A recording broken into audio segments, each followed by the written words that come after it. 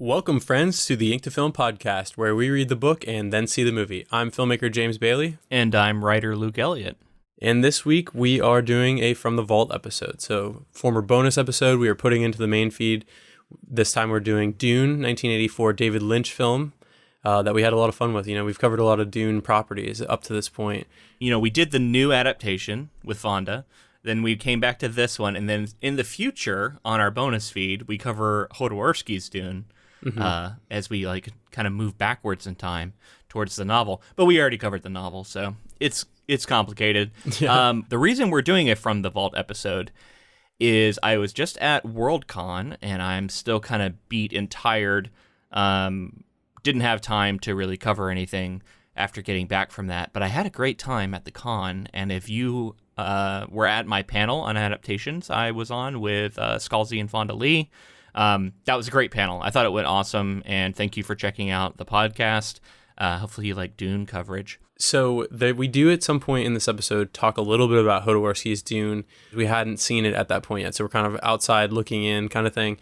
So I don't know if we were completely correct about everything that we said about it, but look forward in the future to Jodorowsky's Dune, the documentary, where we get in depth and talk more about it and understand the full picture of Dune adaptations, I think. Or if you didn't want to wait, it's on our Patreon feed, so check that out.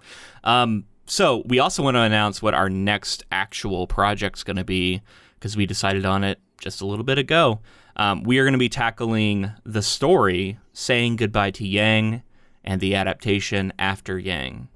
We're looking at a movie, and it just seemed interesting to us. A24 film, seems weird, seems like it's about artificial intelligence, which I love talking about and researching. So right up my alley. And I think if you're a sci-fi fan who's enjoying Dune, then you might want to check this one out too. Yeah, and the director of that film, Kaganada, I'm really excited I did a little bit of looking, and I can't wait to talk about this person. He seems super interesting. All right, so enjoy this previous Patreon exclusive, and we'll be back next week for After Yang. Enjoy the episode. This week, we are revisiting Frank Herbert's Dune, but this time it's going to be the adaptation directed by David Lynch, the 1984 version. And I think we're both going to be brimming with thoughts. We did cover Dune about a month ago or so, maybe two now. And, coming out of Denis Villeneuve's film, I think we both enjoyed it. We're excited to see what else comes from that.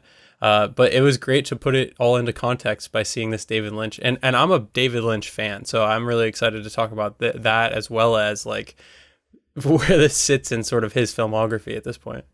Yeah, David Lynch is a figure that I have always heard people talk about with a lot of respect. He has definitely directed and created things that I'm aware of, but I haven't watched a lot of his work. And the stuff that I did watch from him, it's been a long time, and I didn't realize it was him at the time. So I don't even necessarily have it all as part of his body of work, in my mind. So he's a filmmaker I don't know a ton about. So I'm definitely interested to hear about him. And this was a very interesting watch. It was everything it basically was hyped up to be from people. It's a very weird movie. The visuals, the storytelling, everything about it is just kind of off the wall and trippy and 80s and strange. And I simultaneously loved a lot of it and found a lot of it very janky and just kind of clunky. And there were some things that I definitely did not like, but overall it was a pretty enjoyable watch, and there's a lot to like here too. I think it's a very ambitious adaptation, and he definitely went for it with just a lot of the choices that were being made. I think there was a lot of technological limitations at the time that held them back, but I also think that what he was able to achieve is pretty astounding, because the effects were groundbreaking at the time, and even the ones that don't hold up super well, I can still appreciate for how cutting edge and groundbreaking they were when they were made. Yeah, you're kind of tapping into how I feel about this film, and that's that I love this movie. I thoroughly enjoyed myself, but it is bad at times. Like there are things that are like actually bad. And, you know, and doing some small research on the side, I found out some of the reasons. There was a lot of like intervention by the studio, and you know, David Lynch wasn't able to get final cut, which is the only time he hasn't been able to have final cut on a film of his. And he genuinely feels like this is his failure. He refuses to talk about it. He refuses to be associated with it. He completely hates it.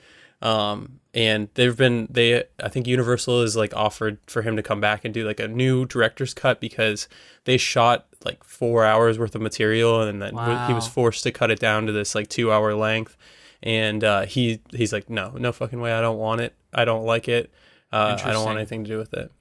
That's kind of a shame. Like, I can understand it though, you know, like he probably just wants to move on from it and do different things and not focus so much on something that he considers a failure in the past.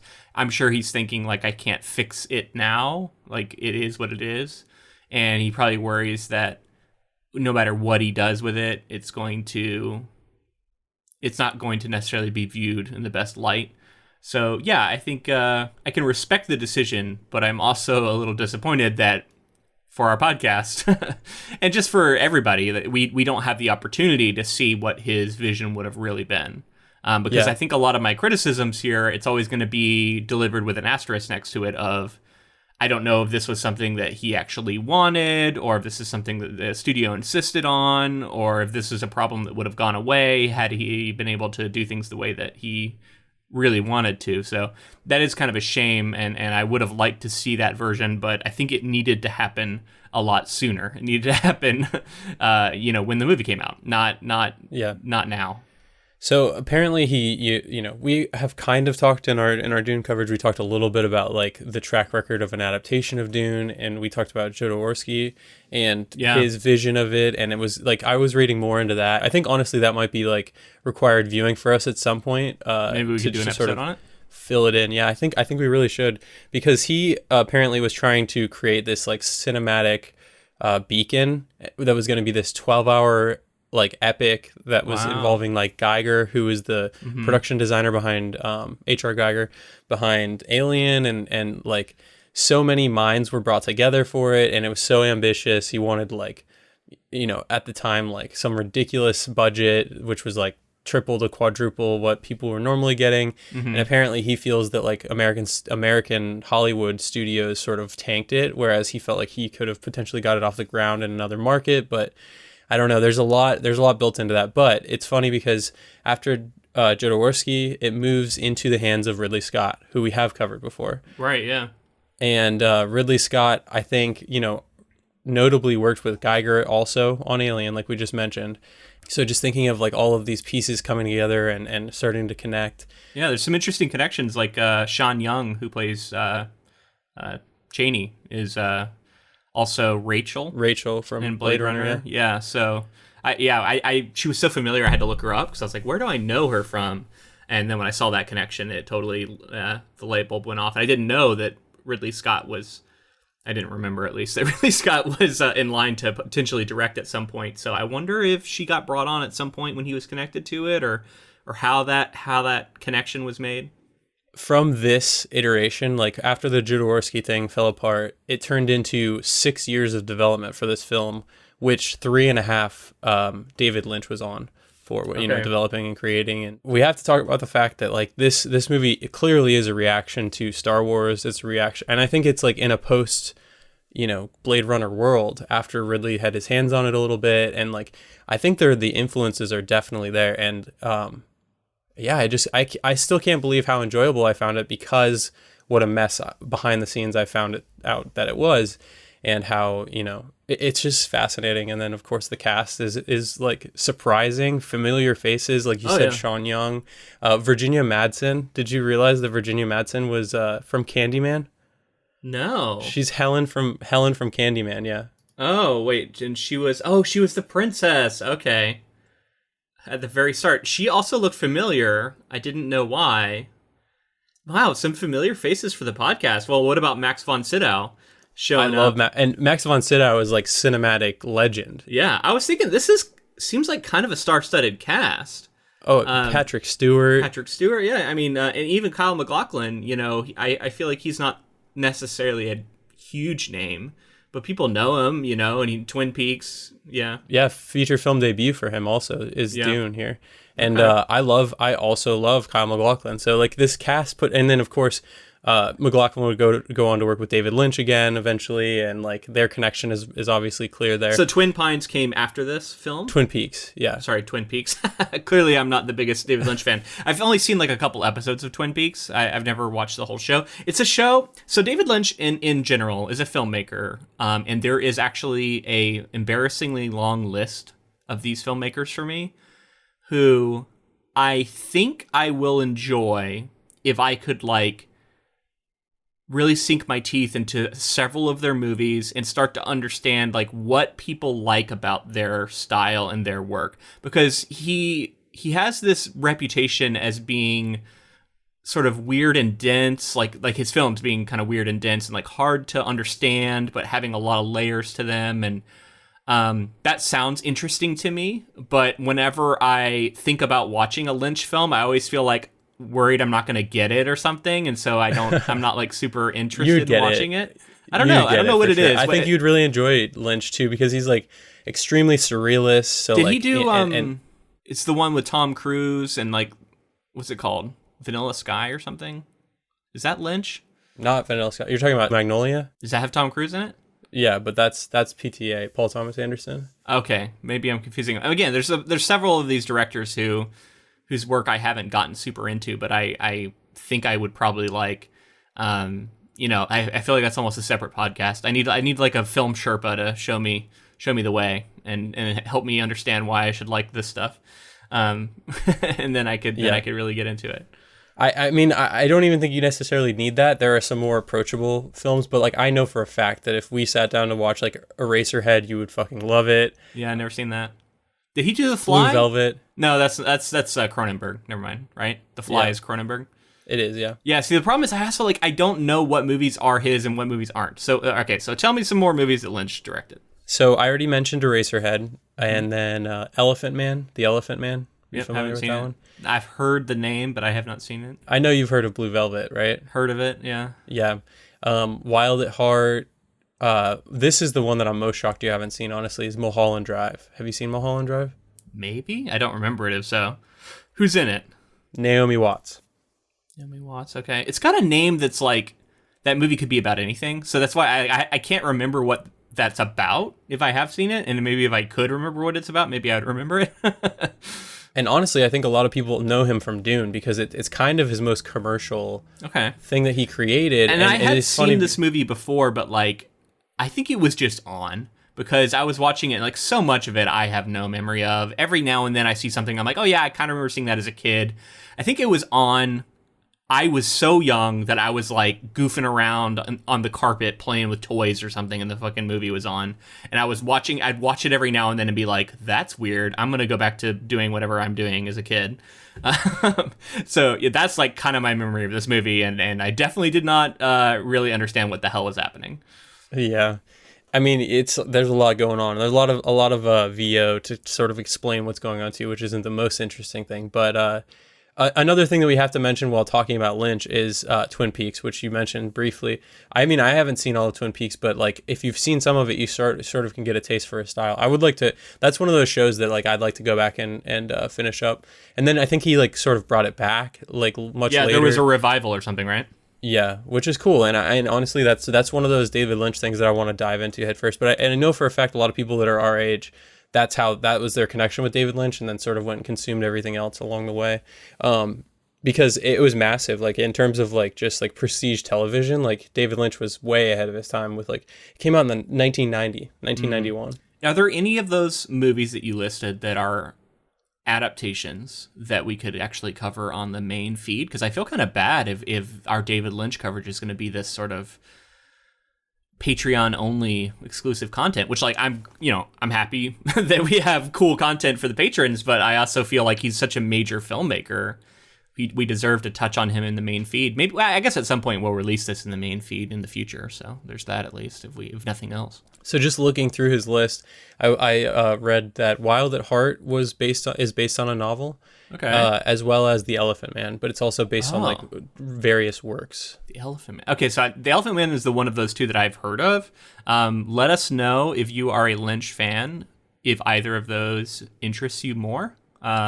Yeah, I'd be curious to know. That's something that, again, he's a big name. He's somebody who I would like to know more about, and I feel like whenever we get a chance to cover a director in the main feed, I get to selfishly learn a bunch about them and a bunch about what makes them interesting. So I'm down for that. But we're talking about his stuff now, and I have a lot of thoughts. One thing I want to touch on that you just mentioned was the voiceover. I actually think the amount of voiceover in this movie ages more poorly than some of the visual effects do. I 100% hated the amount of, like, every now and then there was a VO moment where I was like, okay, I can see why they did this moment. It kind of helps further explain something. It's always like exposition or like explaining a character motivation or something. And every now and then it was like an interesting moment that was kind of lifted from the novel. And we've seen this a lot in adaptations where they feel like they got to put that moment from the novel on screen. But so much of it was unnecessary explanations of freaking character thoughts, and it was bouncing around to different people's like heads all the time. It wasn't just one character, it was everybody. We'd get just like a one-off thought from a random character, and it would always be something that was obvious. Like, I'm watching the scene. I can see that she is surprised that that Paul is okay from the test or whatever. But we have to have this voiceover moment where Lady Jessica thinks, "Oh, my son, he survived," or something like that. Like, there's so many of them were so redundant and maddening. I have to imagine that was something that was being pushed on by the studios, maybe afraid people wouldn't follow the movie or something. At least I hope, because I feel like filmmakers got to realize that this stuff is not so necessary, that it needs to be there all the time. I don't know. I think you're spot on with the fact that if there's anything, if I'm going to be a Lynch defender in this scenario, if there's anything that I feel like he hated, it's the fact that like it was dumbing down what was happening to the point that like anyone could follow it, a very like generalizing it so that people can follow what's going on. The VO decision is like, it's awful, even for the time period. I don't think that that's a norm for the time period, because we had other films around that and before this that were much better at handling voiceover when needed, and just like it felt really rough. And that was one of the biggest things for me, that like, if I feel like I'm willing to go into this and watch it as if I'm a viewer from that time period and give it the benefit of the doubt, knowing that there was like some things that didn't go perfectly. But if somebody watched it today that had sort of didn't want to go in with that background, like it would be like near unwatchable because of those VOs. Yeah, I keep thinking about Blade Runner and how there are versions of that movie where there is tons of voiceover. And one of the things that the final cut does is eliminate all that voiceover, and the movie's much better for it. And I feel like that would be the case here. Like, most of the voiceover you don't need, maybe all of it, I don't know. And you could cut this movie in a way that would let you actually appreciate what is on screen in a way that is hard to do when someone is always talking, which is what it feels like in this movie. It feels like there's never a moment where we are just appreciating kind of what's happening. There's almost always someone narrating. And I found that maddening, and it's the kind of stuff that frustrates me in movies, where it's like, let the art of what you've made speak for itself. And that just kept not happening. Lynch talked about, like, from the start, he was making compromises and he was selling out. That's how he framed it. He was like, I was selling out right away. I was letting them do whatever. Like, he was like young and naive, he explains, and he goes on to say all these things. And I think that the Lynch we have today exists because of his experience with Dune, right? Interesting. Like, so he learned lessons from this. I mean, like, he was already this like brilliant filmmaker, but I think that he saw this moment and was like, that was 3.5 years of my life that will never happen again. And he's gone on to be this auteur filmmaker who creates these like unique stories that no one else could create other than David Lynch. So I guess it's for like, I think there are plenty of people who enjoy this still. Yeah. And it is kind of a fun, campy sci-fi. There is stuff to enjoy here. Do not get me wrong. Oh, definitely. You know, yeah. Yeah. So real quick, I want to just, while you mentioned it, my wife, her parents, at Thanksgiving, I just heard about this story. Her father had watched like, I think all of the new Dune movie, or maybe half of the new Dune movie, and was liking it. And then so he was like, we need to watch Dune to my wife's mother. And so they were like, all right, we're going to watch this thing. And they sat down to watch it. And supposedly like 30 minutes in, she's like, I don't like, this movie doesn't look very cutting edge. I don't know what people are talking about. I don't know about this movie. And like, and then like her dad was like, did I fall asleep? I don't remember this part. It really took them like a half hour to realize they were watching the wrong version. That's amazing. They were That's watching this version of Dune, and they thought it was the new one. That's so good. And then I think they just saw the shields, and I think they were like, this can't be the new one. Oh man, those shields, dude. Anyway, I just thought that was very, very funny story. But speaking of the VFX, Corridor Crew, who I've mentioned a few times on the podcast, they're a YouTube channel who I really like. They released an episode recently comparing the original Dune to this Dune and a lot of the VFX from both. And you hear that and you might think that it's a lot of them dunking on this movie, but it's actually not. They do a little bit of that because some of these effects just don't hold up. But some of the stuff that they were able to do with this film is actually pretty incredible.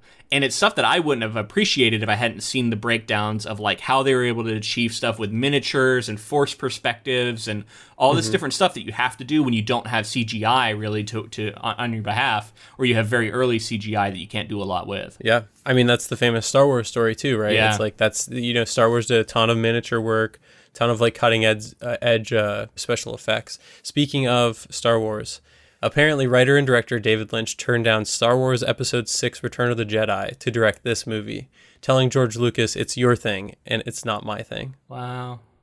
Huh. So, what interesting connection there as well. Yeah, what could have been a David Lynch version of Return of the Jedi, which is my least favorite of the original trilogy, so, you know, I'm more open to that one possibly having some changes to it, but yeah, who knows? I don't know. I mean, it's not like this movie is so spectacular that I'm like, oh yeah, you bring David Lynch into it and he's going to make an amazing Star Wars film. I don't know that that's true. Yeah, who knows? But yeah, we got to talk more about just like what your reaction was to this movie. What were your thoughts? Right. You sound like it was mostly positive, but like specifically, what did you like about it? Yeah, I mean, so for one, it feels like it was taken seriously, especially from like the script writing perspective. Like I think that, and honestly, I know that we've talked about it in our Dune coverage already, but like, Denis Villeneuve was, I think there's no question that there was some sort of influence. He must have seen the David Lynch version. I forget if we said he did or did not see that version. I'm sure he's No, seen he it. did. He did. I'm sure he's seen it, yeah. He said, what we mentioned was that he said that he wanted to make the movie that was playing in his head when he originally read the novel. So I think he was going back to that. But I can see that there's some stuff in this movie that has to have affected the new one. Right. There's like certain moments and scenes. Yeah. Specifically the moment where we see Baron Harkonnen's feet dragging. Yeah, maybe. In this film, I was like, whoa, like that's like, I mean, there's like that connection and that specific detail of the feet hanging. Yeah. I don't know. I felt like there was something stuff. there. There's definitely some stuff. And you could say like, oh, a lot of that's in the book. And sure, but like there's a visual language that you can identify similarities, and that's not coming from the novel because that's filmmaker stuff, right? Like that's how you are conceptualizing something on screen. And when you see similarities there, it's like, yeah, there probably is some influence or homage happening. Even if it was just like you said, an homage. Like, Yeah. I'm not saying he's stealing anything, but you know, and for that reason to have been the first adaptation is notable. I think I think it looks incredible. A lot of the set design, a lot of the costuming. I think that, you know, I wasn't a massive fan of the way that it was shot. It felt very like bland at times. There were times that were very cinematic. But there were also times that it felt like television. Yeah. It felt very like evenly lit. Yeah. And just like some of the camera choices weren't very interesting to me, but then there were other times that they were. So some weird, interesting technical things, like when the visions, the way that they're like having those dissolves and everything that happen in there, and weird effects that they're putting over top of people. I think that stuff was cool, and I think it worked. But overall, like just like the scene to scene conversations weren't like really cinematic to me. It just felt like kind of smaller scale. But then we get to some of the bigger things, like the sandworms and the ships that they're coming off of when it's raining, and there's also cool crazy shit. That's part of the reason I love this movie too, is because that like Spacing Guild's like leader, that like worm slug thing, was fucking insane. That thing is wild. That's my favorite character probably from this, because I hope we see something like that in the sequel. And in fact, this gets me really excited for the sequel, because I'm wondering how he's going to tackle it. And honestly, I think the level of difficulty might be higher for the sequel, with the caveat of you won't be able to make that following movie without the first one doing well. So of course that's very difficult to do. But this there's so many wild, huge things that happen in the second half of that book, and that we see in this movie, that and honestly, it was almost too much at times. Definitely, like the end felt almost chaotic and hard to follow, and so massive and in ambition that it was difficult for anybody to put on screen, especially in like a 30-minute time frame, which is about how much time we have devoted for what is going to be the entire second movie, I imagine, in Denis Villeneuve's version. This movie also reiterated to me that like you said, Denis Villeneuve has his work cut out for him, because I felt the same way even in Frank Herbert's novel. It's just like very quick, very abrupt, a lot of things flying by, a lot of huge concepts and details and things. Yeah, well, and Herbert gets through it by focusing in on certain perspectives that are away from other things, and so we hear stuff being referenced that our main characters aren't directly participating in, and we don't actually see them play out as scenes. So there's like some trickery you can do to avoid. Now, whether or not you like that is definitely open for debate, but like that's, I think, how Herbert avoids some of the wild stuff that's happening.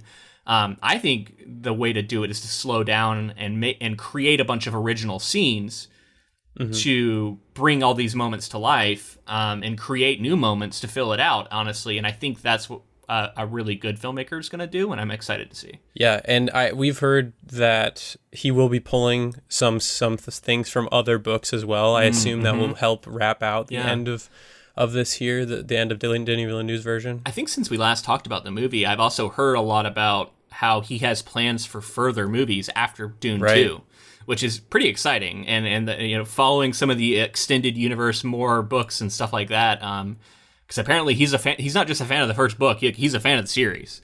So that's pretty cool to hear. Right, which I found to be, because I remember asking you when we were covering the novel, I was like, is this all worth pursuing? Is all of Herbert's work like sort of this giant universe that's worth jumping into? And I think Denis Villeneuve's passion for it proves that it is, and I'm excited to see what he can bring to it. And it would be awesome to get a chance to cover more novels down the road, and cover more of Denis Villeneuve's films as they come out. Absolutely.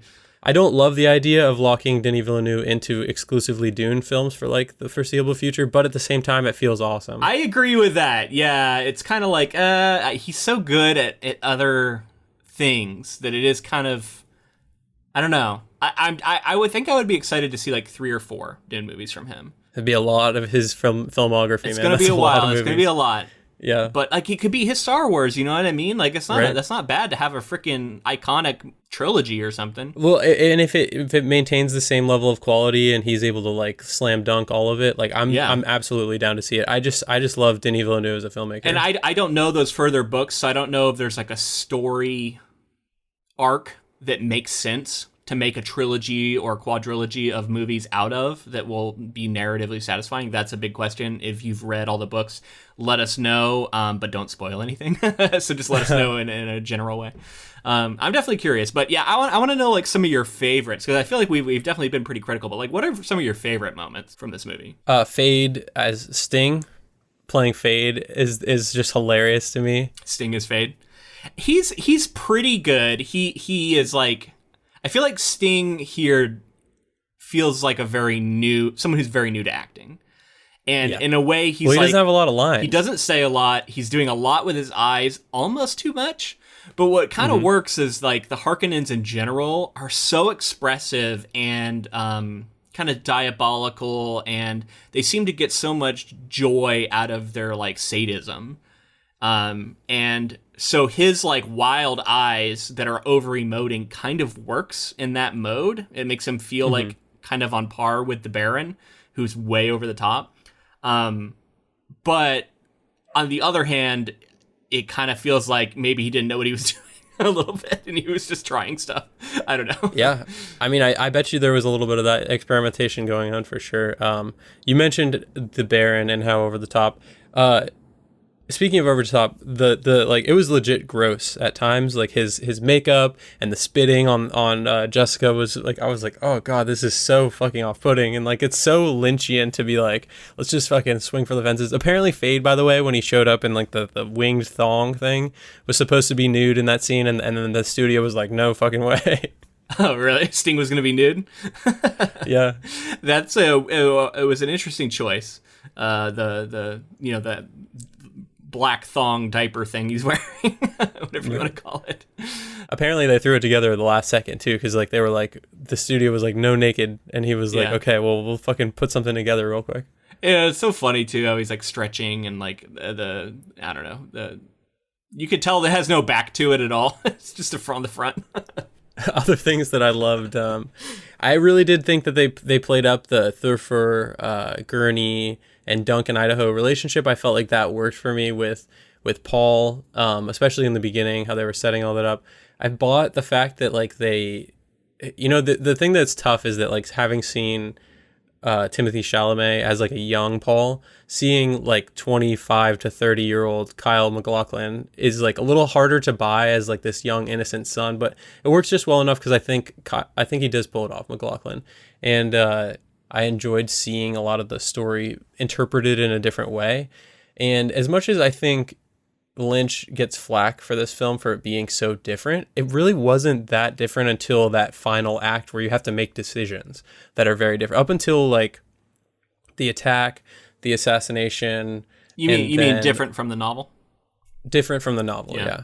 And then we get to the Fremen, basically that area. You have to make decisions at that point, like what you're going to do. And Lynch decided to do like a montage thing that was pretty rough, but like I appreciated the fact that like Aaliyah was there, and that was pretty we were cool. wondering how someone would pull that off, and we've seen now one method, which is have a 2-year-old mouth lines and then have somebody else come in and do some sort of voiceover dubbing. And overall, like just as a fan of surrealist, like weird shit, like do something different, like that's my main takeaway from this, is that like it's batshit crazy, and it's like Lynch was allowed to do just enough to where it's like nobody else is gonna like interpret some of this stuff this way, and some of the choices that he probably pushed actors into or like allowed them to do. I don't know. Overall, it's just it's a memorable movie to me, and I find even if I walk away thinking that it's not necessarily like an amazing Dune adaptation, it's memorable, and that's important, I think, in filmmaking. Yeah. Okay, so I got some moments I got to talk about. A lot of them good, some of them not so much. For one, there was an early performance by Duke Leto, who was played by. Okay. Yeah, I think it's Jürgen Prochnow. Okay, I wasn't finding that name for some reason, but yeah, I think he did a great job delivering this line early. He says, "Without change, something sleeps inside us and seldom awakens. The sleeper must awaken." And it's part of a longer sort of monologue he's giving. And I thought it was really excellently delivered. It's a great line. And I was early on, I was like, okay, I'm feeling this movie. And that was kind of a moment where I was seeing some impressive acting. And again, the Baron, I thought, was quite intimidating. There was a madness to him and a emoting and a sort of a diabolical laughter that would come up, that it's very over the top, but it is also frightening. And I don't know, the idea of this little like spigot that you can just pull out on people and they start bleeding everywhere, and he's kind of vampiric and stuff. Like, I don't know if he was like drinking the blood or what, but they're all like eating meat in weird ways, and there's just a lot of unsettling things going on with the Harkonnens that really works. Speaking of that scene where he like gets underneath the exhaust vent and he's covering himself in like black liquid, yeah. and that's kind of a reference maybe potentially as well. But anyway, but then he goes down, he like floats down and like pulls that person's, and he's just covering himself. That was like, I mean, that scene worked because it was over the top and crazy. Yeah. Like if to be taken seriously, like especially in a 2-hour film, like you gotta ramp things up pretty quick, and like, you know, short of like killing a dog or something like that, just like going up and like randomly pulling a thing out of somebody's chest and covering yourself in their blood and like being just like overjoyed about it is like pretty good shorthand for like, this guy's insane. They had some sort of name for that thing. It was like the blood tap or something, because they install one later on Heart tap, maybe heart tap plug, or something. Yeah, something. Like, but I mean, that's an idea. I don't remember that in the book, and it was definitely pretty shocking. So yeah, that's all good. I've talked about how much I hated the voiceover. The moment with the hand in the Gom Jabbar in the test. I actually found the hand horror to be even stronger in this movie. Like I more viscerally felt like, if that's what he's feeling right now, you want to pull your hand out of there. In the Villeneuve version, we get the sort of burning hand, but here we get this like nasty open gash. And it's and it's kind of peeling away, and I think it is supposed to be getting burned, but almost more by like acid than flame. And it's horrifying, and the way it was visualized definitely was really something. How did you think the voice was represented? Pretty good. I could see some influence. I think Villeneuve's is better. But it was pretty good for the time. I think it's not as powerful in this movie. The first time you show someone using the voice, you show someone being able to resist it. I think is kind of undercuts the power of it. I think in the later adaptation, we get a lot. We get a more of a sense of just how powerful this. Well, speaking of underpowering the voice and the Bene Gesserit, they went from, instead there was like this martial art that they kind of knew that was like the weirding way, and then they've turned it into like a module sort of thing to be like harnessing some sort of power, whereas like before it was something that they could sort of do on their own, and so I guess like it's probably easier for an audience to comprehend it without having like a scene to explain the weirding way and that sort of thing. Yeah. But that whole like gun thing was like, it didn't really work super well for me. Didn't look very good. Yeah, the idea of you like kind of say a certain phrase in a certain voice, and it makes your like shots more powerful, I guess. Right. It's kind of out there, and not necessarily the best moment. It just felt like the Bene Gesserit were less powerful. Like I felt like Jessica was less powerful because you had to have these like modules, super like underserved, these little things that were like weapons that you could use. Whereas instead of like, I don't know, she just felt like she was like very underserved. Yeah. Agreed. Cheney, which we've talked about, was almost non-existent in this movie. She just shows up briefly to be. They kiss a couple times. And then she all of a sudden like they're in love, and we're like supposed to. I don't know. We're supposed to feel something about that, but well, the montage, dude. The montage. 2 years go by, and they're just kissing. They're kissing for 2 years. Yeah, very bizarre. It's unfortunate. Also, I mean, like the new movie definitely has caught heat for its underrepresentation of Middle Eastern people in both the cast and in the crew.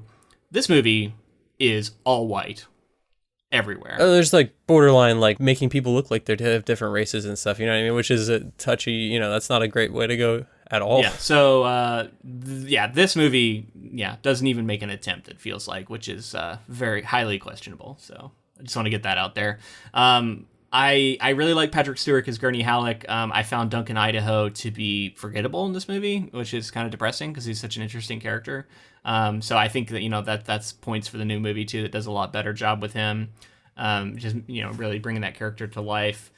So many familiar character actors too show up in this. Familiar faces. You got Brad Dourif, who was Peter DeVries. Wormtongue. He's in Deadwood. He's this really interesting guy. He's been in a lot of different stuff, and he's always like some sort of oddball character. I didn't realize. I went and looked at his IMDb, by the way, at Brad Dourif's, and he looks like he hasn't aged, like from the 80s to the Lord of the Rings Yeah. films and then to now, and he's like 70 something years old, and I'm like, Jesus, like he looks the exact same. Yeah, his face has stayed the same. His hair has just gotten whiter, basically. Yeah. Yeah. Dean Stockwell, who is a Dr. Yui, I believe, right? Great actor. He rest in peace. I think he just passed away recently. So He did, yeah. It's very unfortunate. He's somebody who I've very familiar with from Quantum Leap, and he was in Star Trek. Yeah, I'm familiar with him. And then I saw Linda Hunt, who I think is in like the Poltergeist films or something. She's a familiar face. As Oh yeah, definitely. Shadow Mapes.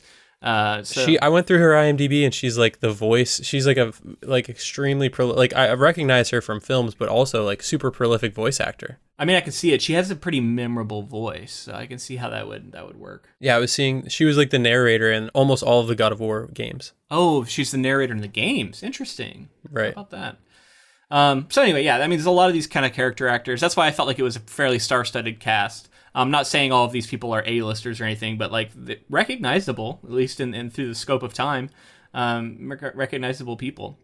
So that was all great, and I think a lot of them do pretty good work. For those of them who actually get a chance.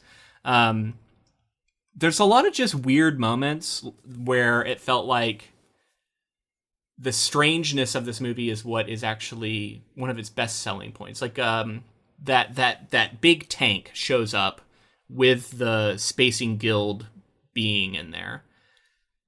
He delivers this sort of it's almost like a negotiation with the Emperor, but then later on we see him outright threatening the Emperor and kind of flexing, like showing where the true power lies. I've been playing, actually just recently played an 8.5 hour session of a full game of the Dune board game. It took us that long to finish, but we had all 6 factions and we played it for 8.5 hours. We took some breaks and we got dinner and some stuff happened during that time, but we actually played it to its conclusion. And one of the factions in that is the Spacing Guild, and it was cool seeing how that was reflected here and like the shifting power dynamics. You only get a little bit of it, but it is clear. But anyway, all of that was to say, there's a moment where that tank's getting pulled out, and then there's a person who comes walking out with a little fucking mop. They're like vacuuming or sweeping or something. or a broom, and they're like sweeping some like goo off the floor, but barely like getting any of it because there's so much of it everywhere. And they're just like following him out with that. Like those are the kind of details that I'm just like, that's just cool. Like that is so weird. And then just the entire sequence when they're doing space travel is some of the weirdest stuff you'll ever see. And I think I put a lot of it on our Instagram. So if you follow us on Instagram, you see it in the story, because I captured a lot of that moment because I just had to. Yeah. When he's like floating through space like on his own as like a spirit thing and then like creating planets or whatever, like that it was getting fucking bonkers. Yeah, it's trippy, man. Very interesting. The worm design is actually, I think it's pretty good. I mean, yeah, it's like at times it doesn't look great, but other times it looks really good. Oh, I loved it. Yeah, I love that like practical look, and he's like spewing out stuff all the time. Yeah. Well, and I was actually talking about like Shai Hulud, like the worms on Arrakis. Okay. But you're right. That other guy is like, again, one of my favorite characters because just how fucking crazy he looks. But Shai Hulud, and then like and then the moment where he drinks the water of life and he's surrounded by a bunch of the worms. I was like, I wonder if we're gonna get that in the movie, because I don't remember it happening that way in the book. Correct me if I'm wrong. I don't think so. I don't think it does, because I think he just is like down in the caves when he drinks it. He's not like out on the surface surrounded by the giant worms. So that was cool to see so many of them in the same scene. I think that really sells his sort of connection to them. One of the major differences is that the prophecy of him being the savior and the sort of second coming, he's almost a Jesus-like character, right? He's this prophet. He's this, I don't know what you want to call it. Just a savior, right? Messiah, yeah. Messiah, that's the word. And in the book, it is very clearly like questionable whether or not we should trust anything, because it's all been set up by the Bene Gesserit. We get hints of that here, and it is sort of referenced, but I don't think the movie does enough to sell that point, and instead it feels like it's embracing him as Messiah. And it almost leans into the idea that he is like supernaturally, he is this messianic, almost magical figure who has almost a supernatural connection to Arrakis. And as he starts to fulfill the prophecies, we get a lot of people, a lot of Fremen in hushed tones going, oh my God, he's fulfilling these prophecies. And I think it's very easy to lose sight of how constructed this was, because that's kind of a high-level, difficult concept to wrap your head around. But I actually think it's one of the most interesting parts of Dune, the way that prophecy and this controlling group interact, and how they've created prophecies to like basically forge their own path and make their own prophecies come true. I think that's really fascinating, and I feel like it's a little bit lacking in this adaptation, just from this first watch. I do love that as readers with Frank Herbert's novel, you can choose to go either way with it.